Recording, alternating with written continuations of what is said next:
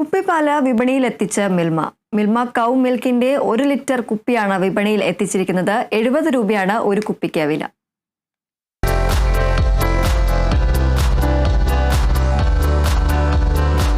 ക്ഷീരസംഘങ്ങളിൽ നിന്നും മിൽമ നേരിട്ട് സംഭരിക്കുന്ന പശുവിന്റെ പാല് തനത് ഗുണമേന്മയും സ്വാഭാവിക തനിമയും നിലനിർത്തിയാണ് മിൽമ കുപ്പിപ്പാൽ പുറത്തിറക്കിയത്.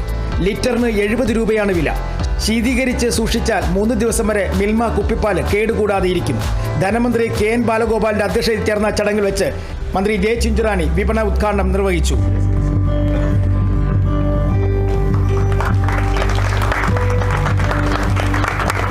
ഈ കസ്റ്റമേഴ്സിന് ഈ ബോട്ടിൽ മേടിക്കുന്നതായിരിക്കും പ്രയോഗത്തിൽ ലാഭം. കാരണം ഒരു കുപ്പി മേടിച്ചുകൊണ്ട് വെച്ചു കഴിഞ്ഞാൽ കവർ പൊട്ടിച്ചു കഴിഞ്ഞാൽ അത് പിന്നീട് അധികം ഉപയോഗിക്കുന്നില്ല. സാധാരണഗതിയിൽ ഈ കുപ്പി ഫ്രിഡ്ജിലൊക്കെ വെക്കുകയാണ് ചെയ്യുന്നത്. അത് കൂടുതൽ യൂസ് ചെയ്യാൻ പറ്റും. മാത്രമല്ല സൗകര്യപ്രദമായി കൊണ്ടു നടക്കാൻ പറ്റും.